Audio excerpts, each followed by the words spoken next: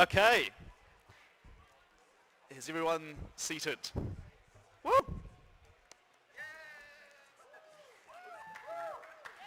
Kia ora, everyone.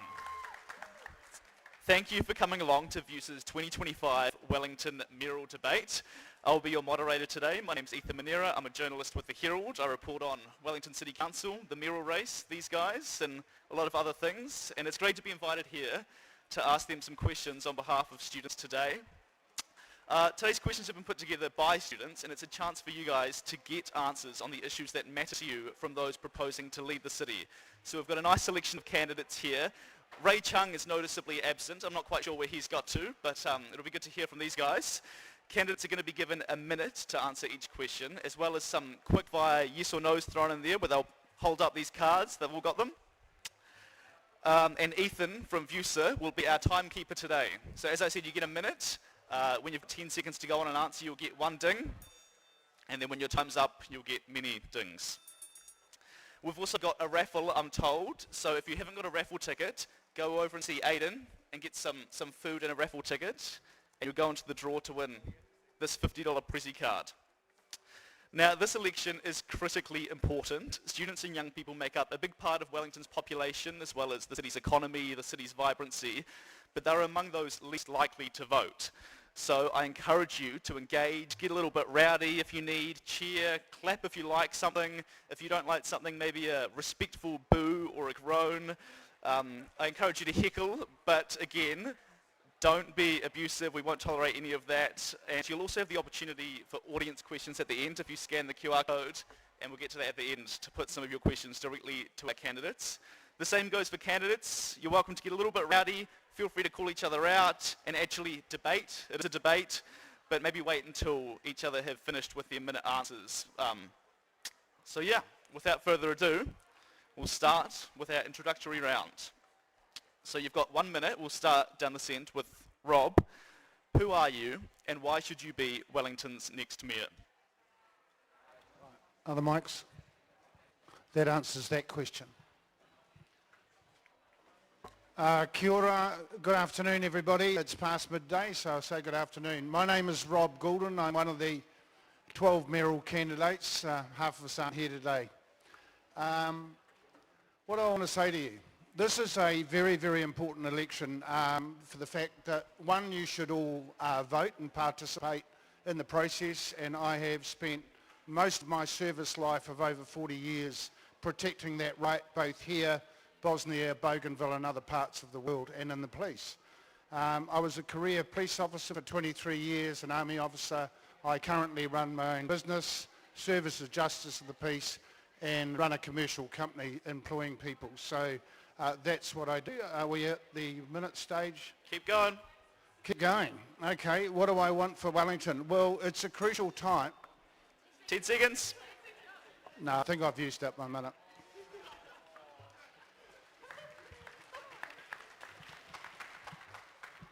Kia ora tātou katoa, my name's Andrew Little. I came to Wellington as a 17-year-old from Taranaki to study at Victoria University, had about 6 years here, also had a year as VUWSA president and 2 years as NZUSA president.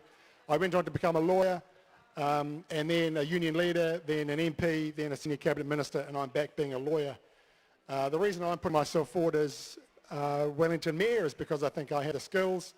From my time in all those roles, I have skills in negotiating and dealing with conflict situations and difficult situations. I'm pragmatic, but my values are very clear. I am about community. I'm about a city and a country that is welcoming and inclusive. And I'm about a country and a city that is about a fair opportunity for all people, and a city that is not just about for the people today, but for people tomorrow and the next generation.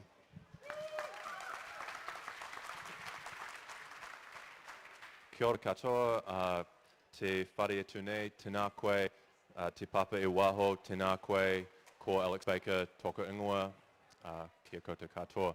I'm Alex Baker, and the reason I'm running for mayor is because our current and incredibly popular mayor, Tory Whanau, experienced such extreme racism, misogyny and hatred that it pushed her out of running in this mayoral contest. I believe that that hatred was perpetuated by people who wanted the council to implement austerity and more consultation so that we would stop moving forwards. I do not want us to go backwards. I want Wellington City to become a place that has more affordable and quality housing, that continues to invest in its sustainability, sustainable transport, bike lanes, public transport systems, and I want Wellington City to become a place where businesses succeed so that they can offer meaningful and well-paid job opportunities to people like you so that we can keep you and myself and my friends and my family in our city.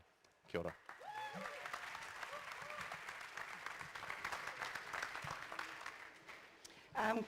Sorry. Kia ora, everyone. I'm Diane Calvert. If you want to know more about me, you can check my website, dianecalvert.nz, but I'll talk a little bit about my background, which you may not know about. I was born in the heart of Liverpool in Anfield. Got strong connections back there. I was working over there through Thatcherism, Boys from the Black Stuff, Toxteth riots. I worked at the Liverpool Housing Department. I know, I've been there. I've been in those tough environments. We've got 4 daughters. 3 daughters live here in Wellington. One's moved over to Melbourne, like I know probably a number of people have done that. I've got 3 wonderful grandchildren. One is at Wellington Girls, and she's just been selected to represent Wellington region in gymnastics. So I'm really proud of being here in Wellington. I'm really proud of my family, and I want to make Wellington a good place for us all, but for the future generations as well. Thank you.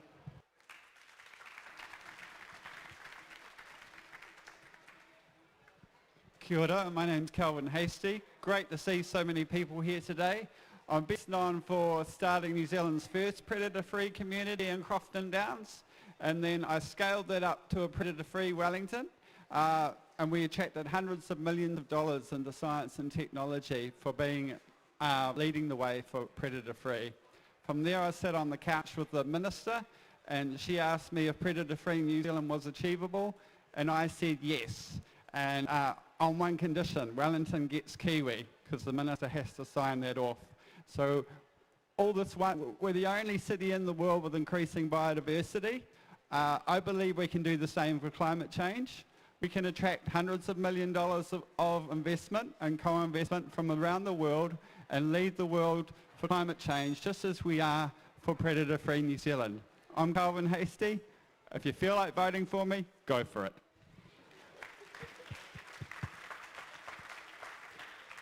Hi, I'm Karl Tiefenbacher. I'm a born and bred Wellingtonian. After leaving school, I had an 18-year career in the financial markets. And after that, I started Cafe Ice 21 years ago. So you guys probably know Cafe Ice, a little gelato store in town.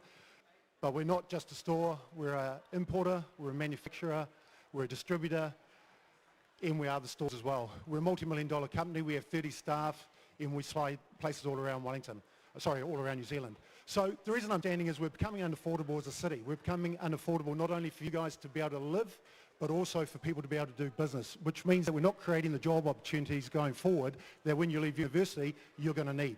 So my focus is really on making Wellington a lot more affordable for businesses to do business so they can create job opportunities. We can create the vibrancy that actually makes you want to stay here, because as we get more and more into the tech environment, social and information areas, we have less and less reason why you have to be here. You've got to want to be here. So I want to create the reasons why you want to be in Wellington. Thank you.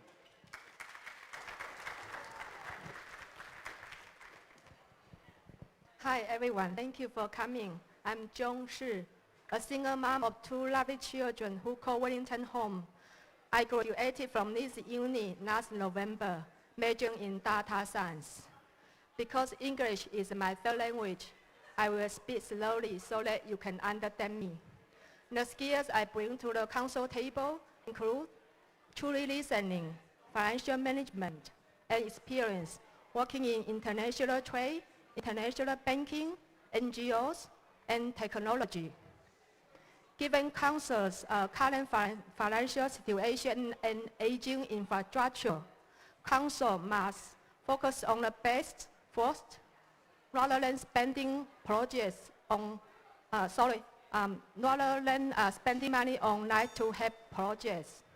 That's why I'm running for the mayor to change the direction. If you like me, please vote for me, Chung Shi, number 1. Thank you.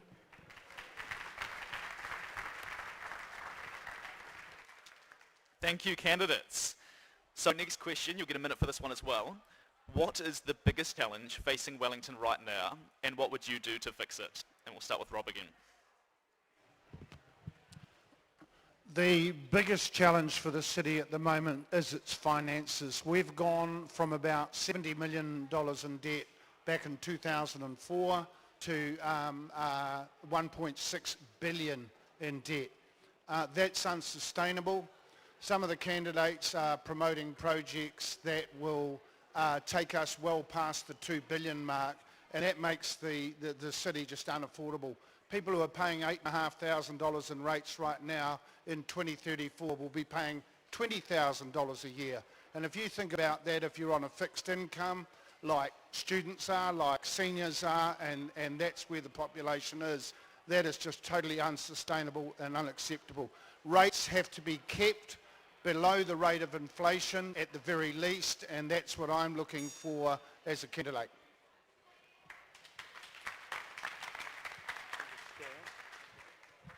For me, the priority issue is affordable housing. Wellington has become unaffordable, as many other candidates have said, but the critical issue is about affordability of housing. When I talk to people, young people, I talk to employers in particular, and they say the biggest challenge they have is recruiting and retaining people in their kind of early career to mid-career sort of levels, because it's just too expensive to live here, because housing is too unaffordable. So we need to take advantage of the decision that this council has made on the district plan, get high density housing built, that's apartments in town, whether converting buildings or building new ones, medium density in the suburbs, and get more affordable housing that'll attract more people, it'll add vibrancy to the city. We know that Wellington is static in population, unlike pretty much the rest of the country. We need to attract more people here, add to the vibrancy of the city, add more people, and we can spread the costs of the city across more people as a result.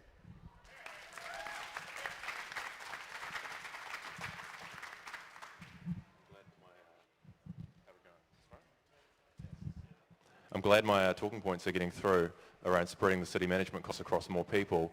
For me, the biggest issue is a lack of growth. Wellington's unaffordable now because we have not grown for the last 20 years, certainly for the last 7, but also since 2000 compared to Auckland or Hamilton. There are a few reasons for that, but it's compounding now in unaffordable rates, rents and house prices in our city. For me, the big thing is enabling quality and affordable housing, or changing the foundations, really, of Wellington so that we have more businesses can be more successful here and they can offer employment to more people, and so that the feasibility for development of new housing in Wellington becomes much easier. Building consents are not the reason that your landlords are leaving their crappy houses as rent properties. It's a construction feasibility issue. So I want to make a switch so that we dramatically improve building feasibility, get more new housing built in our city so that our rent properties can become higher quality, more affordable, and change the business settings as well, so that we facilitate more meaningful work in our city.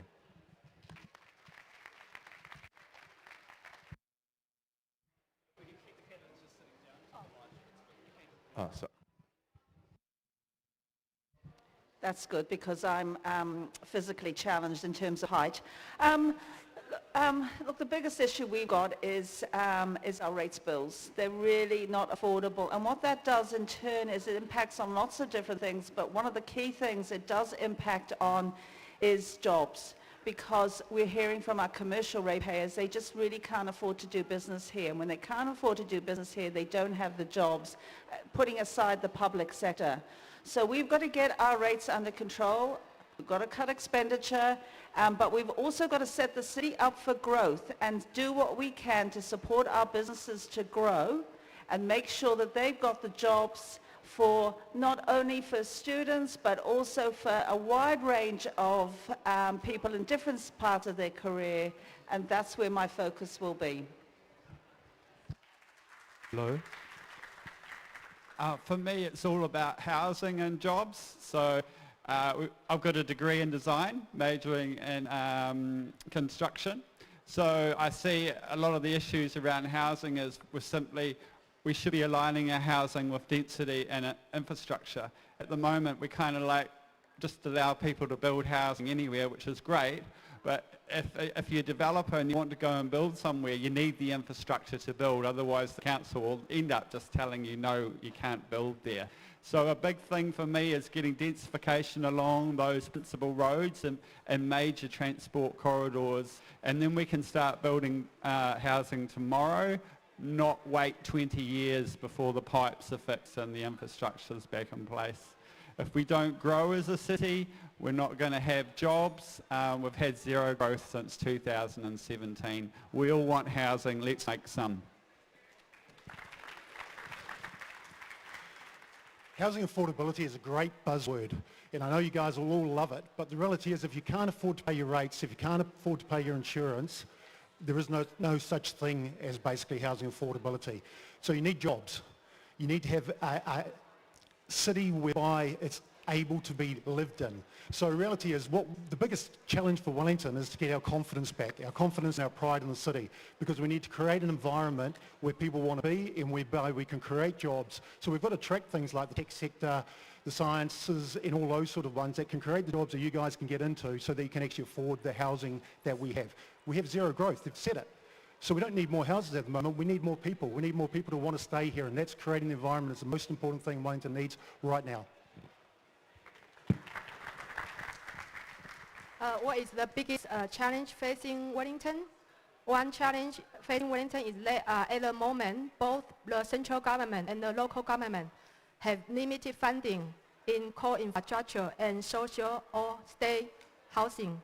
And simply rely on rate increases is not a correct answer.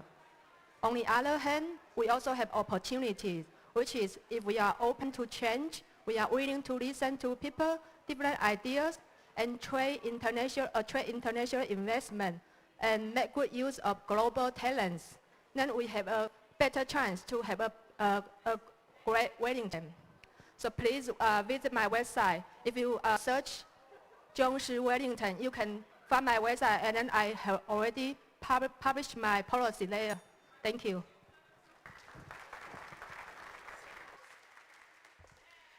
Well, very good of so many of you to talk about housing, because that's our next round. So housing is one of the defining issues for students in Wellington. As Mayor, what would you do to improve access to safe and affordable housing for students?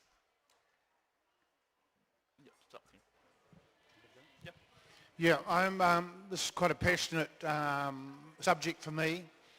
There are 1,600 flats available right now as we speak. Seriously, so there is not, I don't think there's a lack of it. What is difficult for a lot of people is this. We've got an asset that at council, not that I like selling assets, that people get, they have to pay, at the moment for council housing, 75% of market rental. If all that housing went back to the government, people would get the same deal that they do on fixed incomes with government at 25% of income. That puts more, so if you're on $200 a week, you pay $50 a week in rent. I think that's fair. I think that the disparity that's there at the moment is terrible, and it creates two different classes of citizens. So that's my answer on housing.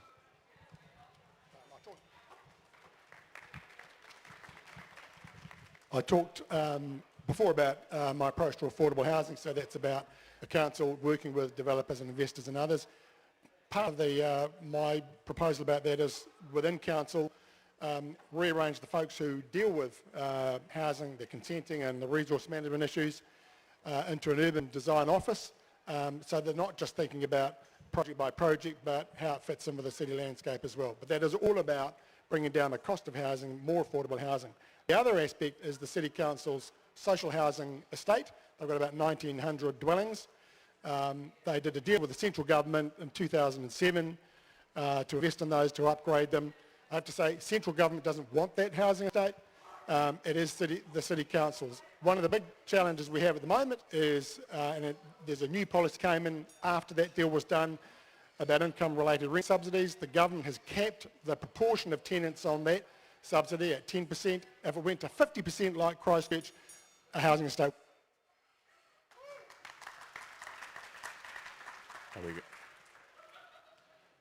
As I said, I want to significantly improve the feasibility of the development of new housing in our city.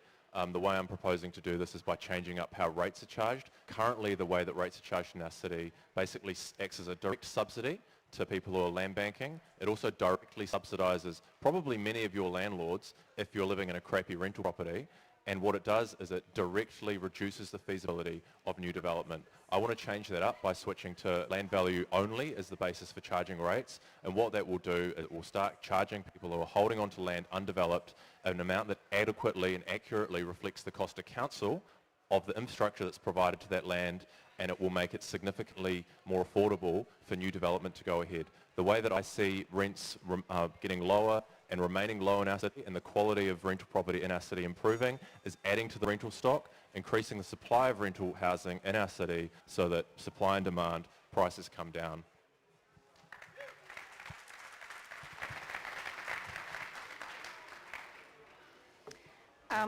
We've got to start making changes now, not in several years' time, and working on more plans. So what we need to focus on, and I'm really pleased to see, no one's mentioned it yet, but the Goulden Wilson flats are coming down, so that we can, so the university can actually build those flats that's been promised for quite some time. And I'm a strong believer if we can raise the quality of affordable housing, whether it's other providers, that will then encourage the landlords with the shitty homes to either sell or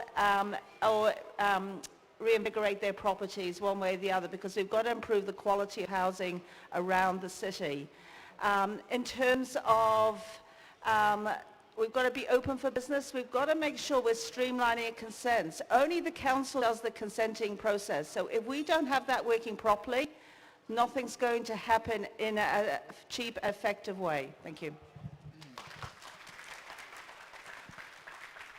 I worked on the urban renewal of Sydney Olympic Park, turning it from an Olympic park into an urban village. If we think about Wellington, it's kind of a little bit similar.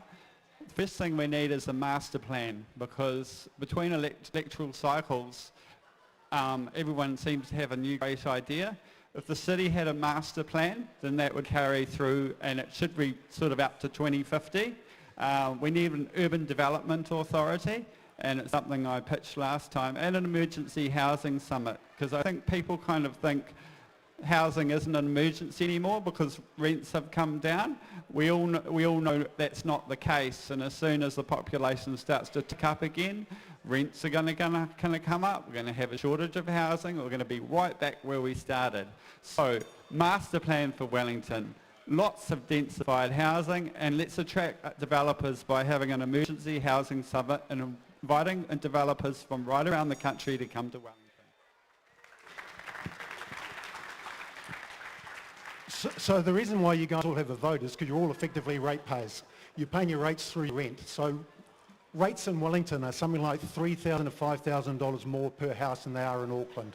One of the reasons why we have higher rent is because our rates are ridiculous, basically. So we need to first of all get the council to get their house in order so that we're taking the pressure off the ratepayers so they don't have to pass on those numbers to you guys to start with. That's a great start. When it comes to developing, we don't actually work with people as a council. We don't actually find out what they need to create and build houses. We tell them what we want them to do. So we need to become a lot more inclusive, a lot more helpful to see where we can actually take the barriers away from development so that we do allow them to create things at the cheapest price we possibly can do so that we have more houses built at a more reasonable price. Whether it's affordable in today's value, I'm not sure, because everything's so damn expensive. How to provide more affordable housing for students? I have 2 points to make. Number one is that when I joined this university 2 years ago, I keep a close eye on Goulden-Wilson flat because back then it was in the heritage list. So today I'm very happy to see it removed from the heritage list so that the university can build this into a building apartments for the students. The other one is I like the council program, which is that the owner convert the office building into apartments, and then they lease to council. Then council lease to the tenants, and normally that's cheaper than the market price. So I will push this program to have more affordable housing for the students. Thank you. Great, and we'll move on to our quick fire, some yes, no's on housing. So get your cards ready, team. Do you support the pro-density district plan that the council passed in 2024? Nice. Do you support stronger rental standards in the city? Stronger rental standards.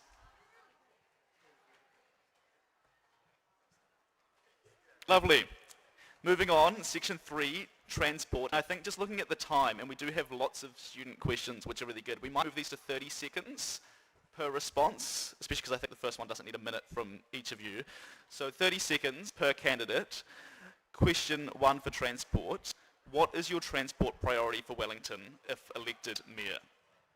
For me it's definitely buses. They have the greatest capacity to get a maximum number of people around the city. I think we should look at systems. If someone came back from Melbourne a few weeks ago and they said it only costs you 50 cents to travel anywhere in the city, I don't know if we can go that cheap, but if we went $1 one zone, $2 two zones, $3 three zones, that would take you just about anywhere within the confines of Wellington City. So, yeah. Two things. Work with Wellington Regional Council on capping bus fares, so you won't pay 8 fares in a week. For the rest of the week your travel is free. And then the second thing is to improve bus reliability, is make sure that the bus routes are allow for bus priority, so in particular the Harbour Quays route and the route through to Karori.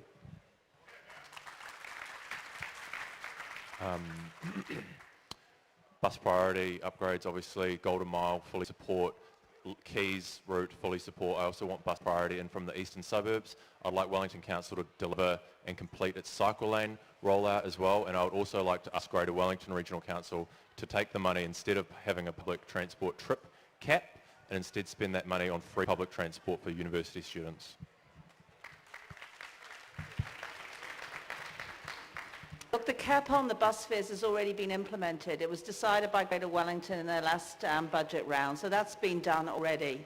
But I want an integrated transport plan for our central city. We don't have one, believe it or not. We've got different plans for different forms of transport, but no integrated plan. I want an integrated plan before we start spending any more money. We don't need the Harbour Quays at the moment. This city is not growing. Yes, it will grow, and then we can provide for it. But we don't need to spend the money on that now. Thank you. I don't like the fact that Tawa or the northern suburbs didn't get a cycle lane. So I would preferably prefer to see some of the money being spent on other cycleways put into Tawa, because I don't just think it's fair that they didn't get one, but Mayoral, my suburb, we managed to get one before then. So I'd like to see that. And then in regards to bus, it's all bus priority for me, lots of bus priority. We've got to keep the city moving. We've got limited bandwidth.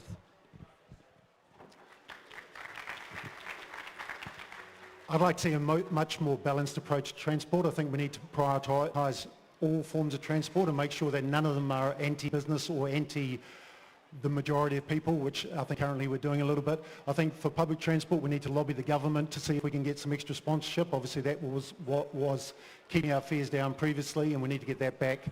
And realistically, we don't have that big an issue within transport, so we can focus on that. And we don't know what transport looks like in 10 years' time with automation and those sort of things as well. And I think we need to allow for the fact that technology is going to change how we get around in a very short period of time as well. And we have to allow for that. If you go to my website, you will find out that affordable and more affordable and better public transportation is my top priorities. That means that working with MedLink and Greater Wellington Regional Council to increase peak time bus services, reduce cancellations, and improve connections between suburbs like Chiltern Park, Glenda, and CBD. Thank you. fire. Cards ready. Golden Mile. Do you support the Golden Mile upgrade? It's been one of the city's most controversial, most debated projects. Do you support it in its current form? Oh.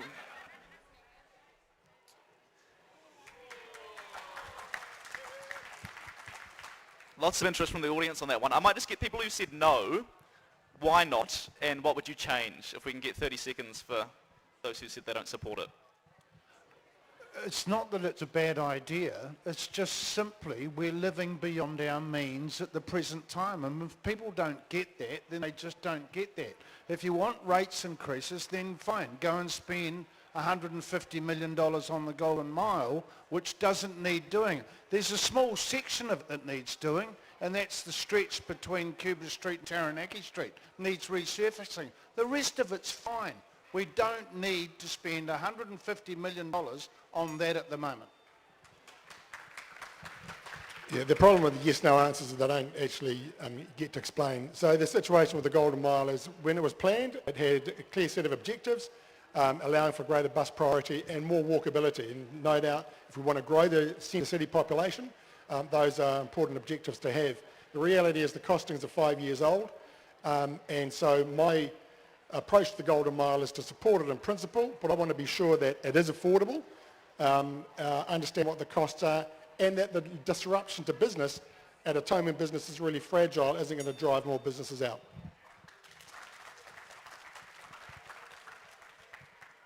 I won't repeat what...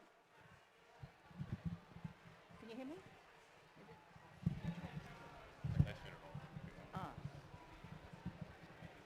Look, I support everything that Andrew's just said, and I will say that the Courtney Place part was originally $46 million.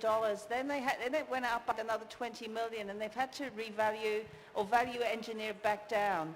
It was meant to be about pedestrianisation. It's not about pedestrianisation. It's about enabling the buses and a cycle lane. So let's be clear about what it's meant to do. But it's going to interrupt those businesses, and they can't afford that right at the moment. So we need to make some changes and some improvements, but we don't need to spend the amount of money that's being planned at the moment. 95% of businesses are opposed to it in its current form. I'm the community guy. I'm all about the community getting involved and designing these things. So I'd really like to see it go back to those businesses and for them to design, this is their backyard or front yard. It's not mine. I mean, I wouldn't have a bloody clue. So give it to the businesses to redesign it. Let them squabble amongst themselves. Let that come back to council and then we'll have another go at it. But in its current form, it's just not affordable at this time. So as the only person probably that studied the plans at this table, because I've been fighting it for 7 years, I can tell you the plans are awful. They do not... Great. They do not actually, it does not actually fix the core problems around Courtney Place, which is safety and accessibility. It's probably going to increase these issues. The bus time savings are based around the fact that they've removed the most popular bus stops along the route.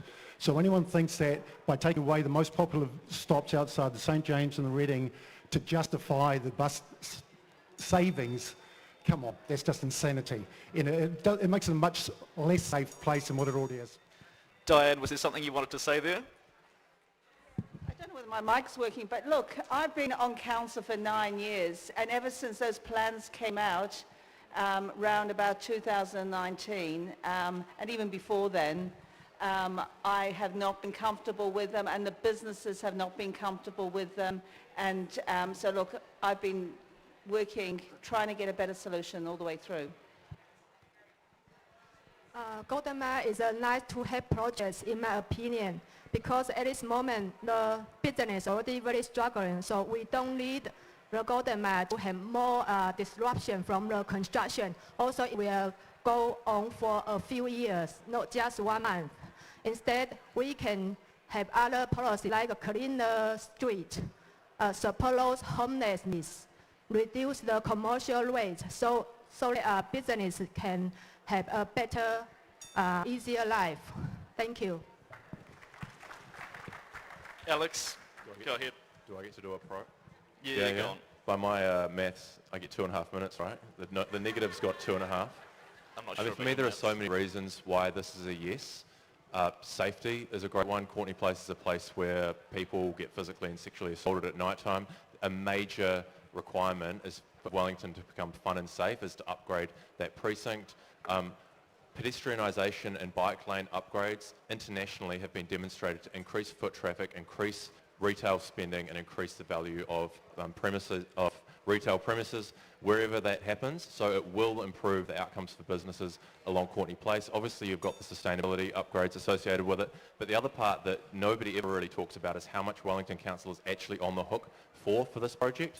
$26 million worth of spending for a project that will deliver easily more than $100 million worth of value for our city. That is so accurate, it's unbelievable. The reality is 80% of the businesses along Courtney Place will close down if the Golden Mile starts. I guarantee it. You guys might laugh, but... Okay, we need to move on. I have one follow-up. So No, we don't have time. I'm sorry. No. Cycleways. Get those cards in your hands. Do you support cycleways even if it reduces car parks? Yes or no?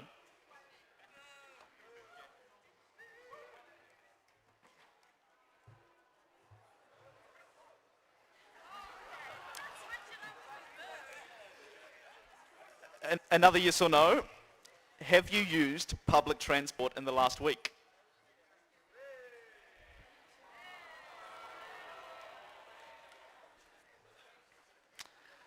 Should there be a cap, I know what at least one of you is going to say on this, should there be a cap on public transport costs per person per week?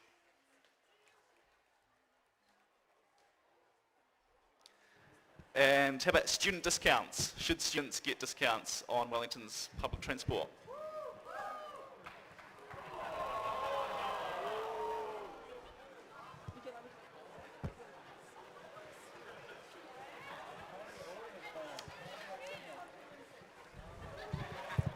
Okay, moving on. We were going to do a quick break, but I think we're running out of time, so we might just keep moving ahead. I'd also take the opportunity to encourage students, get a bit rowdy. You're a little bit mild here, so let's get some energy. A few heckles respectfully, though. They're getting hungry. Getting hungry, right. Climate and resilience.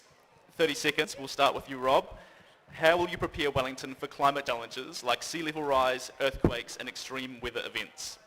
I'm quite happy with the pace of change at the moment. There's a plan in place to look at sea level rise, particularly for those areas that are close to the water in terms of the southern suburbs and that sort of thing. I answered that question in the post quite a number of weeks ago. So I'm not anti-climate, a climate change denier.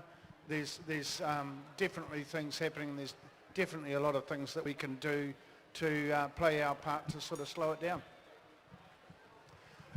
Someone who lives in the South Coast, there's been some work that has been done to adapt to rising sea levels. That's good. That needs to continue. We will have to confront some, the real hard bit of adaptation, that is moving people or not allowing land to be developed in at-risk areas. And then I think the challenge is, the work that every council, every government should be doing, which is all the work in reducing carbon emissions, and that you do that through good public transport, forms of public transport, forms of transport generally. 25 years ago, Wellingtonian ratepayers were against upgrading the waterfront, and they were against Zealandia because of the costs. Look at them now. That's what I was going to say before. Climate change and resilience. There's a couple of things for me. One, intensification, public transport and cycle lanes to reduce emissions across the city. And the other one, probably the thing that we're not talking about in Wellington, is actually landslides. I believe that probably land stability is going to become a major issue for Wellington as we begin to experience increased severity and intensity rainfall events. We're already seeing it at the moment, and I think that the council is going to have a big issue in that space.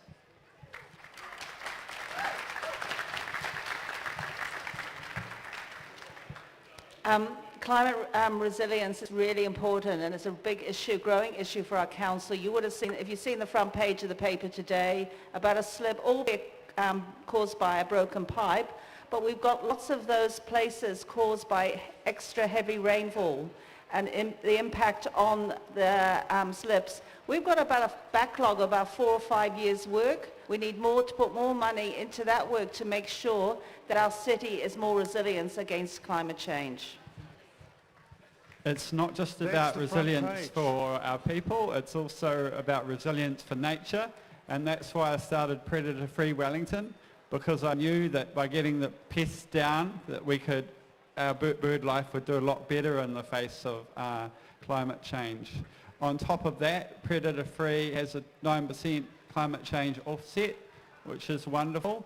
So the best way to be resilient is to lower our emissions. And I talked earlier about becoming a world leader in climate change. We've got Open Star Technologies here in Wellington, creating cold fusion, the first in the world. We can be the best at it. Yeah, the council are already doing a lot of work around the safety around the waterfront and all those sort of things, and we need to continue on with that. And I think also we need to put a lot more effort into protecting people's properties. If there's a landslide caused by, for example, pipes or by nature, I think the council needs to contribute to the restoration of the properties when that happens, because as ratepayers you can't necessarily do it yourself. I will focus on improving infrastructure to handle flooding and extreme weather, like upgrading drainage systems. We will also promote sustainable land use and planting trees to reduce runoff, engaging with experts and the community to develop comprehensive plans for emergency responses, and building resilience will be key. Education and awareness program will help residents prepare and adapt, ensuring the city can effectively manage climate change challenges. Thank you. Yes or no? Does the council need to spend more on climate change mitigation and adaptation?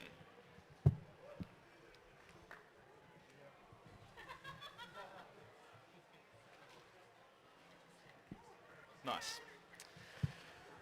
Okay, moving on to section 5. Council unity has long been an issue at Wellington City Council. This term we've seen the government intervene, the Crown Observer, after councillors were walking out of meetings, publicly criticising each other and staff. We've seen code of conduct investigations, leaking and scandal. How would you improve the culture at council and bring everyone together? 30 seconds. We'll start with you, Rob. Get rid of a lot of them. No council? No, I'm just joking. Look, that's a robust environment with robust debate, and I guess we've got to learn to do that. It's not an easy environment, and anyone who thinks that it is dreaming. There's always going to be disagreement. But at the end of the day, what you're looking for is a united team, no matter what politics they are, working together to make a better city for you, for me, for my family, and the people who visit us in this town. You want people on council with a whole variety of views and values and all the rest of it. Disagreement between councillors isn't the issue. That's actually healthy and it's important. The role of the mayor is to be a leader of that team, is to navigate the way through the different views, the different points of view, the different values, and weave everybody ultimately to an enduring solution. Those are my skills. That's what I've spent pretty much a lifetime doing in the various roles that I've had, and that's what needs to happen. I think treating each other with dignity and respect, not just councillor to councillor, but councillor to council staff as well. Sorry, can I just speak? Can I just speak? During the time I was speaking, someone raised a question over there about the sexual harassment of the mayor. I totally am abhorrent of that sort of behaviour towards any female person that's on council. I think it's disgraceful. I think that behaviour was disgraceful, and it's been called out publicly. That's the end of it. They've decided not to do an investigation, and unfortunately Mayor Whanau has to put up with the slurs that have been made against her. I totally disapprove, and I'm going to say it publicly, of that sort of behaviour.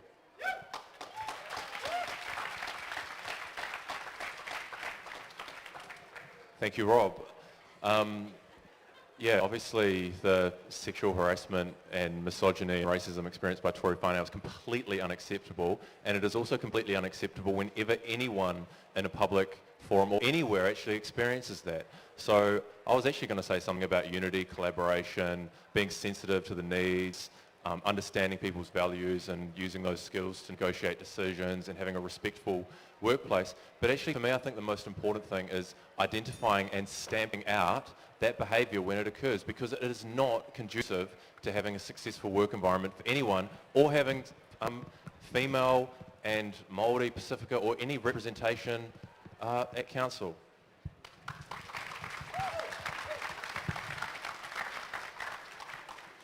I've had the opportunity of serving under 3 different mayors, and I've learned a lot from seeing that and experiencing it. And it is really important. The mayor holds a leadership role. So if the mayor doesn't lead well, then this has an impact. But it's also important with the relationship with the organisation as well. So the mayor has to lead well with the rest of the council and has to lead well with the organisation.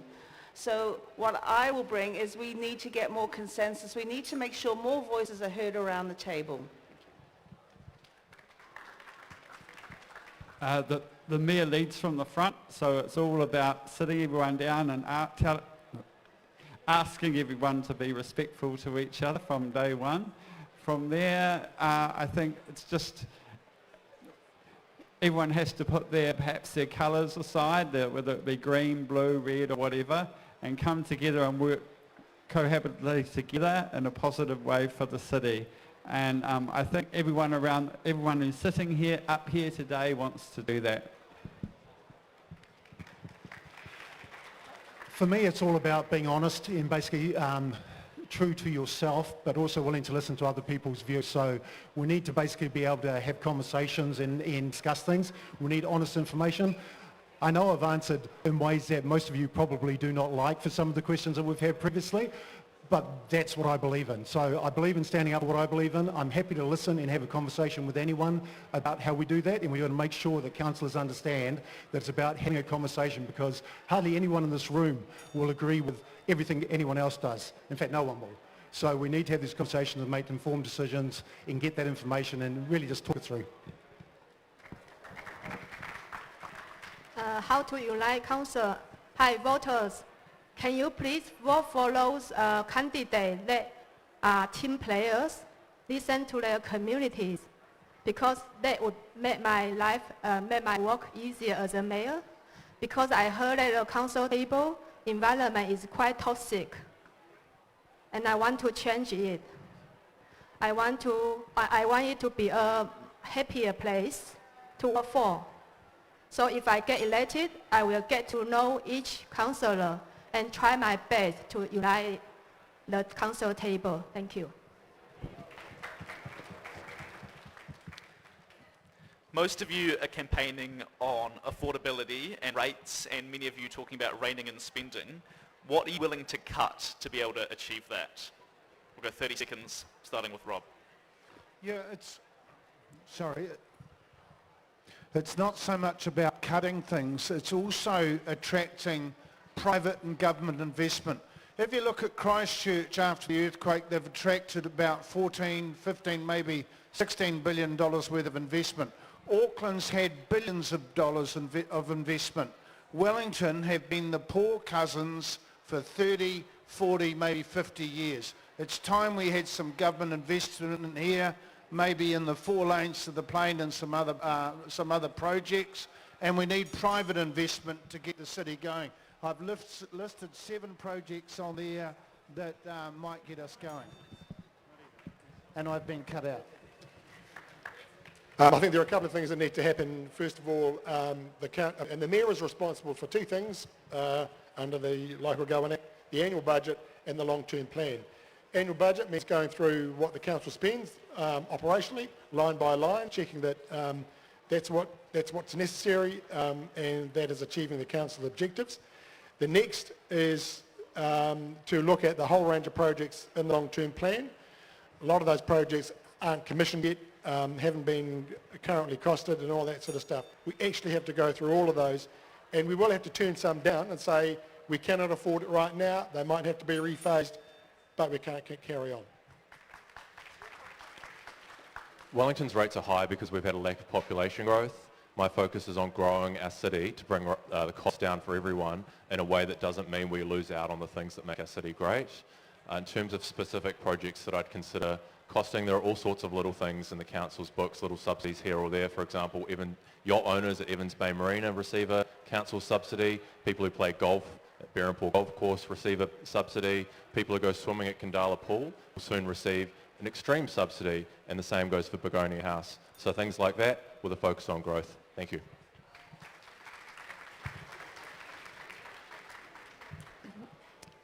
I'll focus on reducing expenditure, but with the people that are around the table, because whatever decisions we make have to be sustainable. And if we don't get buy-in from at least 3/4, it's not going to last. We also need to make better use of technology in terms of improving the services that we deliver and making them more effective and more efficient. And we've got to cut back on some of our projects. We're doing too much. We don't have the capability to do the current work program, and we don't have the funding available to us either. I would like to see a real focus on core infrastructure, but also making sure we invest in things like predator-free, Zealandia, and climate change initiatives. I think we really want to focus on that in combination with core infrastructure. So I agree with Andrew in the regard that it's a line-by-line review, going through and seeing, you know, what is critically important right now and what is not. Thank you. Yeah, I don't think it's a case of cutting services. I think there's more than enough money in the pool. It's just we spend our money very poorly. So we need to basically find out what we're buying, how much we're getting charged for it, and how we're spending stuff as well. So what's costing us to deliver. And I think if we just get that in line, like Wellington Water, we found out that they were paying 35% more than other councils to basically do exactly the same job. I think you'll find we'll have that same issue within the Wellington City Council itself. So for me, it's all about becoming efficient and making sure that we stop wasting money that we already have, and obviously review the projects that we don't necessarily need as well. I will cut those like to have projects like Golden Mile, organic waste programs. And about regarding social housing, it will be more, have more discussion. For example, I will talk to central government about social housing because that's central government's responsibility. It's not the ratepayers' responsibility. And I would also like to attract more international students and tourism. And I wonder how many international students here. Thank you. Thank you, candidates. Not too many specifics in there about what would actually be cut, but c'est la vie. I think we're going to have a quick break. We'll have maybe 3 minutes. Feel free to get some cake, if there's still cake, into the raffle, and then we'll be back with some more questions before we get on to the audience questions. Thanks, guys. Thank you.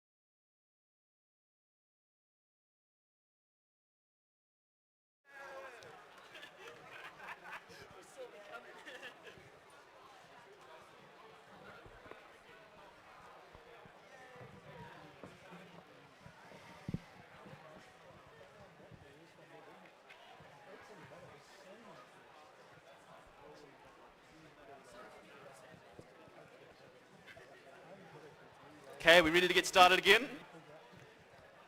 And I'll just give a public service announcement that Ray Chung is on his way. He's been at another debate, but says he's going to turn up. So hopefully he'll be there by the audience questions. So we're going to talk economy, jobs, and where the work is. So 30 seconds per candidate, and we'll start with Rob. VUWSA's Where's the Work campaign highlights how students... Shout out, VUWSA. I can't hear your question. Yeah, I'll get there. VUWSA's Where's the Work campaign highlights how students and young people are struggling with job opportunities and underemployment. As Mayor, what role should Council play in supporting job creation, internships and fair work in Wellington? One, focus on the things that we're really good at in Wellington, like the film industry, making Wellington an IT hub, a tourism mecca, and there are a couple of other things like the gaming industry and things like, and I'm talking about electronic gaming industry, and making that a focus for jobs. I think that will keep a lot of our people here. I'm an employer myself. I employ a lot of people, like about 30 people, paying them well in terms of that. I get cut off every time There's a time limit. There's a couple of things. One of the things that the Council does with Wellington NZ to support incubators like Creative HQ. Victoria University has its own business incubator, Taarafi, and I think the Council should play a role in continuing to support those. Some of it's financial, but it's not all. But the other thing is working with the business community. Their big complaint is, of course, cost of doing business, cost of rates. They complain about insurance, not necessarily a council issue, but making Wellington a good place to cooperate to get those job opportunities growing.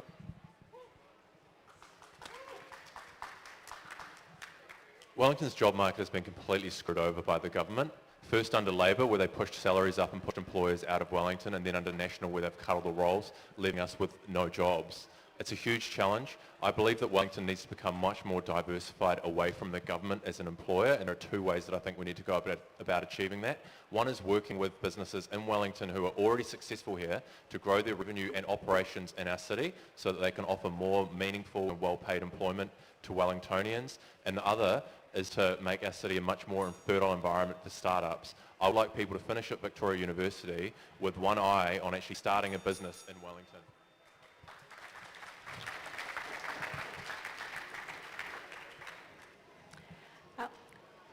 You would have all seen in the paper the other day how engineering students couldn't find internships, and I was really surprised by that. And I think that's one of the things that that we need to, even as a council, as a large employer, what sort of internships can we actually offer to students? But the other thing is, we know students, you're looking for part-time jobs while you're a student. And how do we make sure that we're enabling our businesses to be successful? And we need to grow our economy essentially to do that. Wellington is already an innovation economy, so we really need to build on that innovation that we already have. And as I talked about, I think we can do a lot in the climate change space. But it's the Mayor's responsibility to be the ambassador for our city. So the Mayor needs to be outward facing. The Mayor needs to attract investment, not only from around New Zealand, but from globally. So we need a Mayor who's willing to stand up and put Wellington before every other city in New Zealand. As I said right at the beginning, this is probably the most important thing that Wellington's facing at the moment. And what the council needs to do, and the biggest way they can help, is basically be a yes council, whereby when someone comes to them with a proposal or when someone wants to start a business here, we're going, yes, how can we help? Because at the moment we throw a lot of barriers in the way of businesses, a lot of in the way of even people doing startups. We don't necessarily add the assistance that they need to actually thrive. So creating an environment where businesses can succeed, businesses can thrive, is the only way that we're going to get job opportunities for you guys moving forward. I grew up in a business family. I understand it needs a whole team to be succeed. So I will reduce commercial rate because at this moment Wellington's commercial rate is 3.7, is the highest one in New Zealand. Number two, I will support IT and creative industry in Wellington because as we have a very outstanding creative industry in Wellington. Number three, I will attract more international students and tourism. Thank you. Students. Students make up a huge part of Wellington's population. What will you do, starting with Rob, to ensure young people's voices are heard and included in council decision making? I think encourage them to be part of the democratic process. There's plenty of opportunity for students to participate in public meetings, in the annual plan, making submissions. It might all sound boring stuff, but if they make up, students in the city make up 1/8 of the population. It's about 27,000. So, and we're less than 200,000 now. So, look, I'm happy to listen to those voices. And quite frankly, it's not a voice we hear often enough.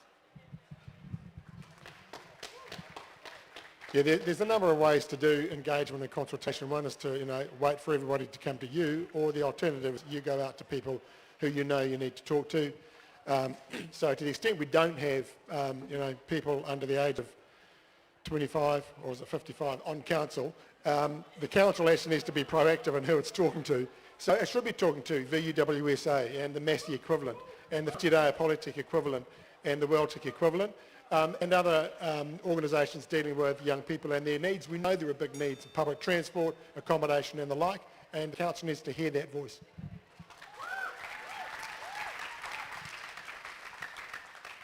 This is about meeting students and young people where they're at, not dragging them into places where they're not and then expecting them to lead or say something. So for me, there's a couple of parts to this. Like my younger brother is 24. I have a lot of exposure to, I'm 33. I have a lot of exposure to students and the issues that are faced by young people in our city. I have a young family and I personally look at the future and don't feel a whole bunch of hope. Actually, I know what it's like to feel like previous generations invested in themselves and not in our future. And I want to change that. And I basically will listen to the voices of young people and make sure that they are fairly represented, given that we are the future.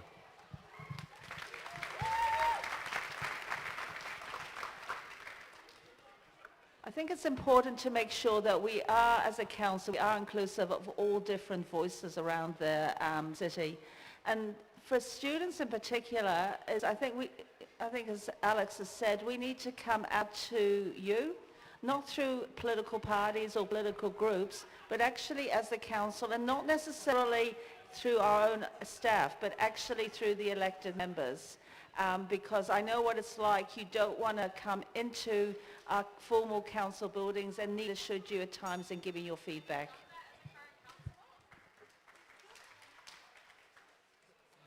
I'd like to see more online forums. So when the council has a council committee meeting or a meeting, I'd like you guys to be able to put your input and have a moderator there taking, because we live in a digital economy, we no longer have to travel to these meetings.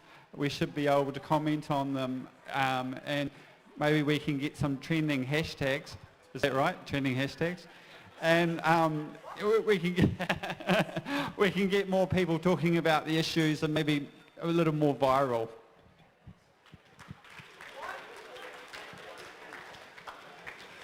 As a whole, I think the council is much too closed off to voices from outside the council officers themselves, and I think that we need to engage a hell of a lot better with all sorts of different people. I think the Student Association should have access to regular meetings with not only the councillors but also the mayor directly, and I think the mayor should be engaging with a whole lot of different varieties, because at the end of the day the council works for us, and I think we've just forgotten that. The job is to basically find out what people want and then try and facilitate that. That's simply what we need to do.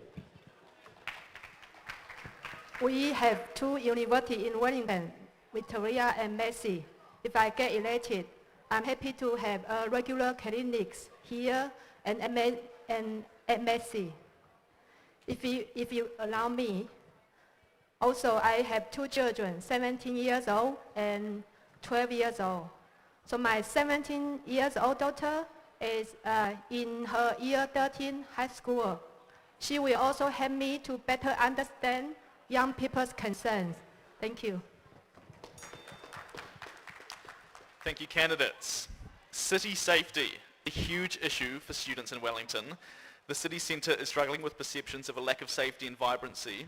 What would you do as Mayor to make the central city a safer, more welcoming and more vibrant place, especially for students and especially at night as well? Rob? That's, of probably all the candidates, I've got the most experience in this particular area. No, I'll tell you why.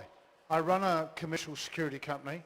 I've policed the city for over 23 years at all levels, with team policing, on the beat, responding to crime, etc., etc. The city's not as bad as you think it is. I mean, with a few smart things like community patrols, proper lighting, there's another security group that's working in thing.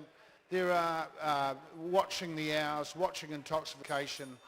We've got a pretty safe city really compared to a lot of places in the world. That's not to say it couldn't be better. Look, we know the council has got a pretty good sort of city safety program. It's confined to the CBD. I know that other areas, particularly Newtown and Kilburn, are quite keen to have a similar sort of approach, and it's just people engaging with those who are on the street, for example. We know that there needs to be better lighting in a lot of places around the city. I think for that homeless community who have a number of issues and act out in ways that can be perceived as unwelcoming and intimidating, to making sure that the council is working with agencies like the Wellington City Mission, like the DCM, to make sure that their wraparound support that those folks need to live a dignified life continues.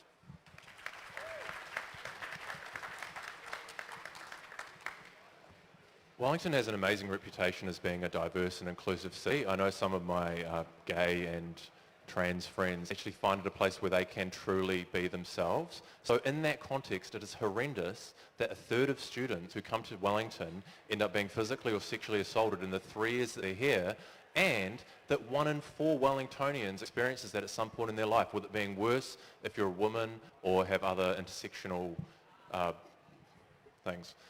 So for me, there are 2 parts to this. One is prevention, and I believe that Wellington needs to upgrade its city, better lighting, passive urban design to prevent crime, and we need more support following these things happening.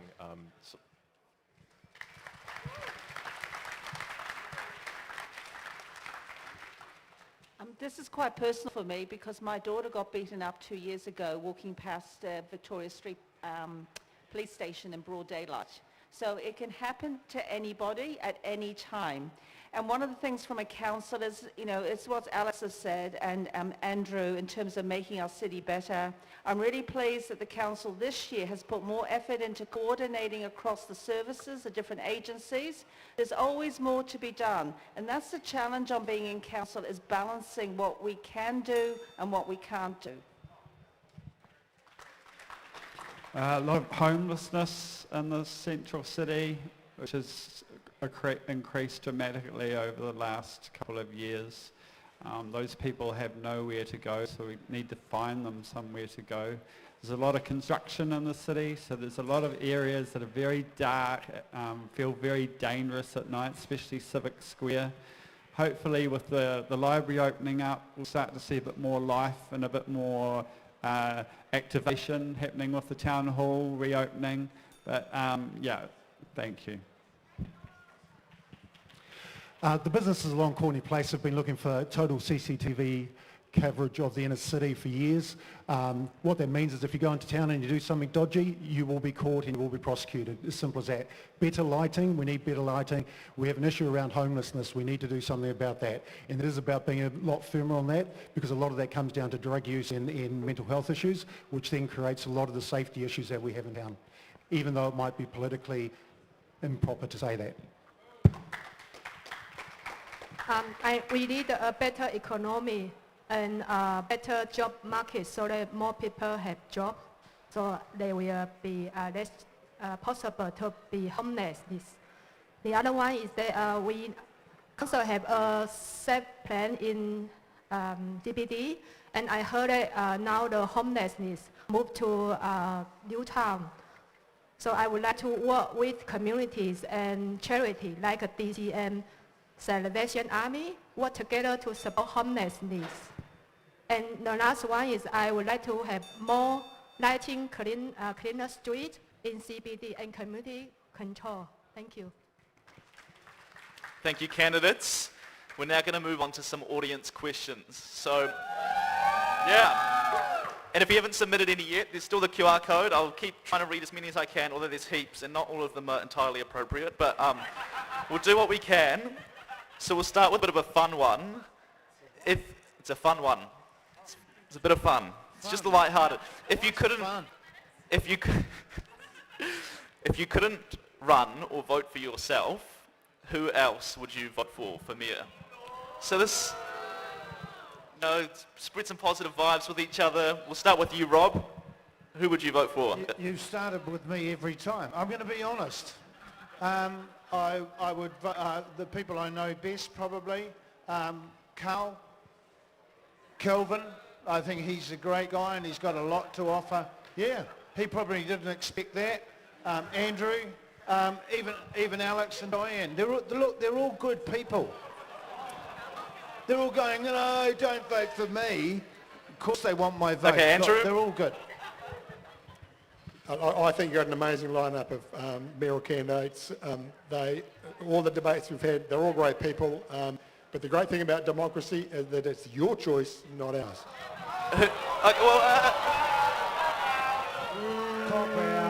That is a little bit of a cop-out. Can you not name one person? Perhaps I'll go next. He can think about it and we'll come back to him. Going to a few of these debates, my observations on the capability of the candidates is basically that you've got Diane, me and Andrew that are your options if you want to have a mayor who's actually capable. And for me, I'll be voting for Andrew if I couldn't vote for myself. Thank you.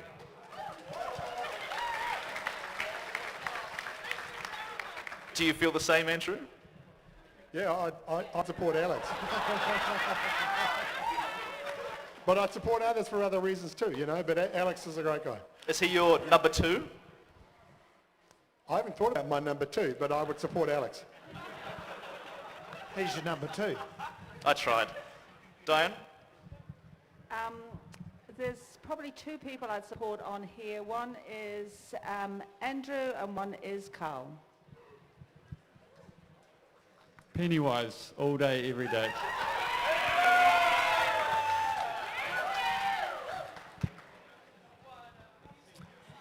In the interest of answering just like Andrew, I think maybe the silly hat guy, Josh. He's quite a funny guy, really. I had to say the same answer as Karl, the city head. Thank you. Okay.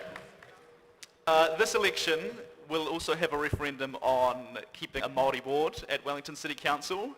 We'll get the yes and no cards back up again. Do you support keeping the Māori board on council?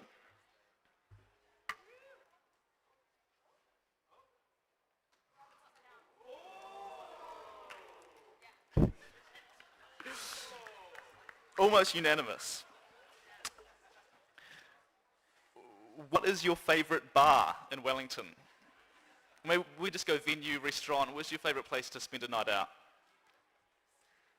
Singing or not singing? Are you into a bit of karaoke, are you, Rob?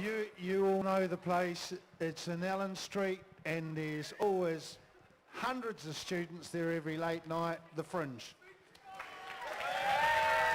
Do you want to give us a bit of karaoke now?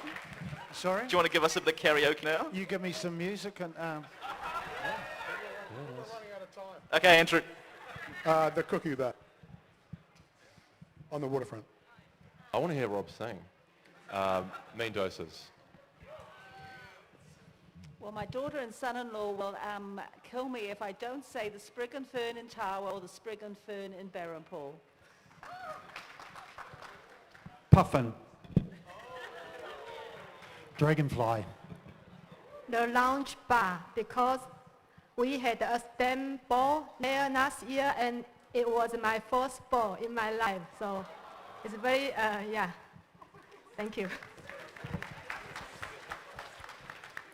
got some specifically addressed to individual candidates. So the first one for Karl. If elected mayor, can you promise a student discount at Cafe Ice? If only I could give away a whole lot of ice cream, I could almost guarantee the selection. But apparently you're not allowed to. So I probably can't promise that either, unfortunately. Fair enough. Diane, you're the only candidate in our lineup today who's a city councillor, sitting city councillor. What would you do differently as mayor, and what have you learnt from being a councillor? And we'll ask the same question to Ray if he takes up. I've learned that leadership is really important, and if the mayor doesn't lead from the front, you end up with a council that we have had for the last 3 years. One for all the candidates. What would you do to support the city's homeless population? We'll go 30 seconds each, starting with Rob. We've got to find things like a wet hostel. We've got to find suitable accommodation for these people. And I wanted to touch on what Andrew said before. You've got to be very careful you don't overreact and clean out the central city like they're doing now. The problem, it's exactly the way it happened with the liquor ban. The problem moves to Newtown, and guess what? My wife runs a community centre in Kilburnie, and now it's over the hill and into Kilburnie. So you've got to be very careful how you deal with that. It's a very sensitive issue. A lot of those people have addictions like alcohol and drugs, and we need wraparound services around those people. Yeah, the main thing is making sure that there is support there. I've met some members of that community. They will respond to peer help, and I think that's really important. The reality is that for a lot of them, it's the changes this government has made in emergency housing rules that is driving a lot of them onto the street. We should advocate for a change back and provide them with the support they need. I'm with Andrew, obviously, on this one. The other thing is that people who are experiencing homelessness are far more likely to also be the recipients of harm on the streets. So I think another big part of this is cleaning up the safety record in Wellington City, so that just because someone is in the unfortunate situation of experiencing homelessness doesn't mean that they're also going to end up in hospital and suffering from physical assault.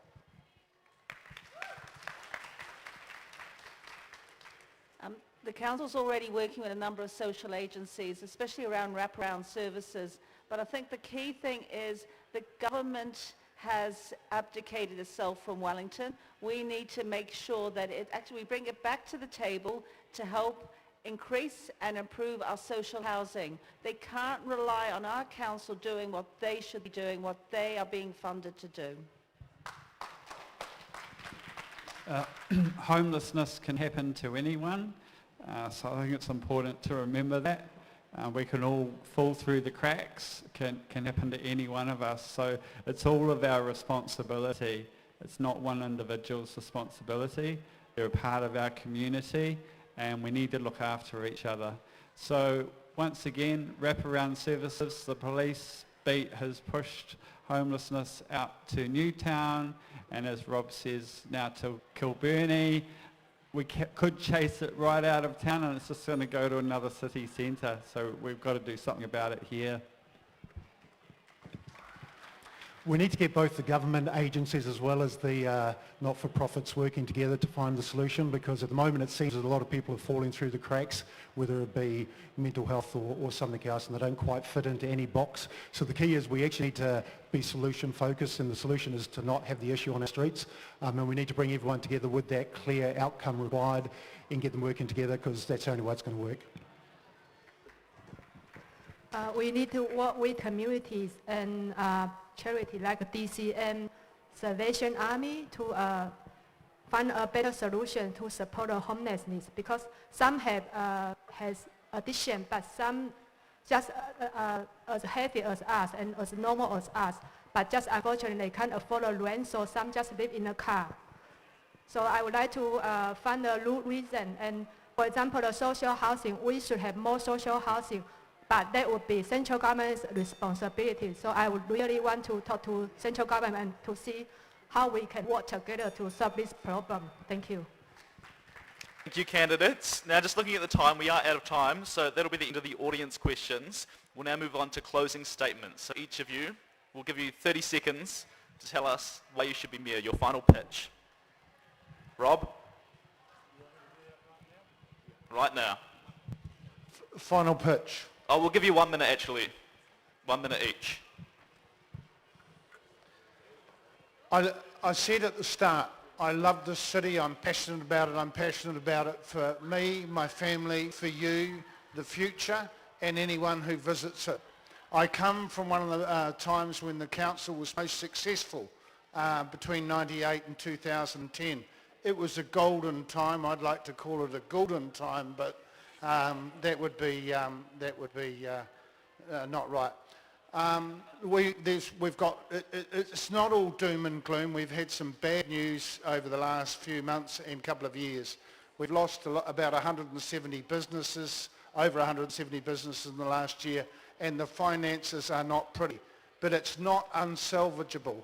And there is a plan. If you read, Andrew made page 1 today, my plan's on page 2.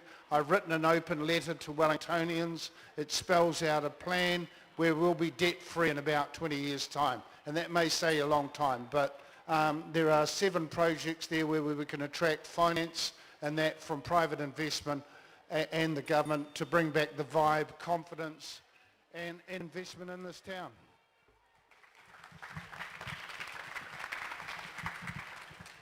You have a chance to elect the next 3-year generation of stewards for the city, and the responsibility of those folks is not just about making the city for today, it's about a city for the future, and understanding too that expectations and needs for the future are different to what they are today and what they were 30 years ago. So we need a council prepared to show that leadership and show that, that aspiration for the future, and that's actually the importance of why you folks should be voting, because we are building a city for you and your generation. The skills I bring to the role are the ones I've talked about. I've had experience in political environments and leadership and bringing together people of disparate views and quite different backgrounds, because that's what the council also needs. We need a council that's outward looking, that's prepared to inspire confidence with all its residents, with all the businesses in the community, to make that difference and to restore the city and give it its vibe back again, and make the city a place that people love being in and love coming to.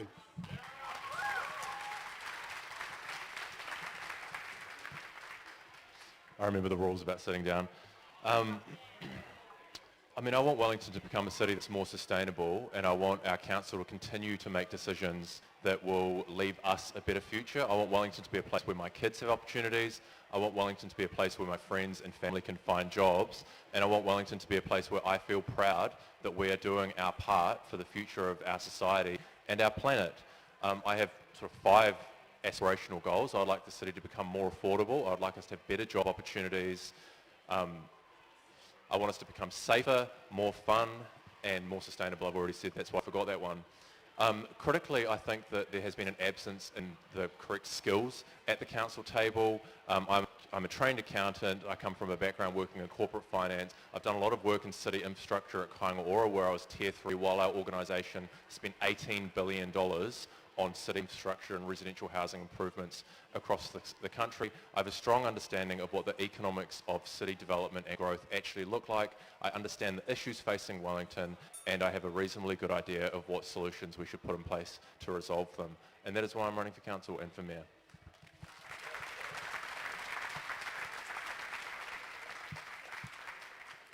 One thing we haven't talked about is amalgamation with the metro councils in the region. And I think this is really important, because as we're going to grow and think ahead, we've got to think of not ourselves with this imaginary line around us. We've got to think about not a super city, but with us with the metros. And when we can start thinking about that, I think we've got an immense sense of opportunities, especially in the science and tech arena. Now, in terms of what I can bring, I know the politics, I know the people, I know the council inside and out, and I'm ready to hit the ground running from day one, because the next couple of years are going to be critical to building that foundation from which Wellington can really grow and we can be all proud of the city that we have been up until now. Thank you. Wellington was recently voted the 20th most livable city in the world. Do we all agree with that? Wellington is the only city in the world with increasing biodiversity.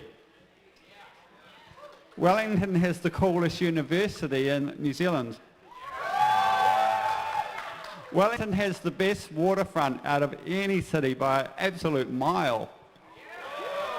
So my question to all of you is, why would you want to live anywhere else? We know it's the best city in the world, but we need to let everyone else know that. We need to stop beating ourselves up, for goodness sakes. We are the greatest. So come on, elect me and I will tell the whole world how great we are, and I will tell everyone why they should move here, not why they shouldn't move here. Kelvin Hastie, number 1, 2, 3 and 4 for Mayor.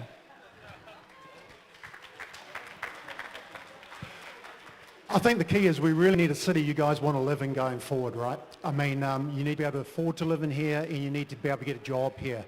The reality is, if you think over the last 3 years, Wellington has improved and that your job opportunities have improved, Andrew's your man. He's a nice guy. He wants the same direction that we're on. Unfortunately, we're seeing zero growth. We are seeing your job opportunities disappear. That is the reality of it. We need to question everything the council does and challenge status quo so that we have a future for you guys moving forward so you can become the loyal Wellingtonians that we currently are. We're all doing it because we love the city. It's just a slight different path that we think we need to head on to get to where we are. So I know there's a lot of Andrew Little support here and I appreciate that. Vote for him. He will be a good mayor if you like the direction we're heading in. So that's the one thing you need to consider.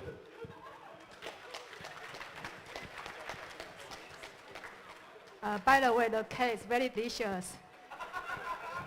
I understand how difficult it can be to be heard. As a mother, I have home problem-solving skills, learn to manage stress, and find a way to make things work. When challenged, go beyond my expertise. I know how to ask for help and listen. I also bring a broad range of skills and knowledge, including international trade, international banking, NGOs, and technology that I can apply in my work as a mayor.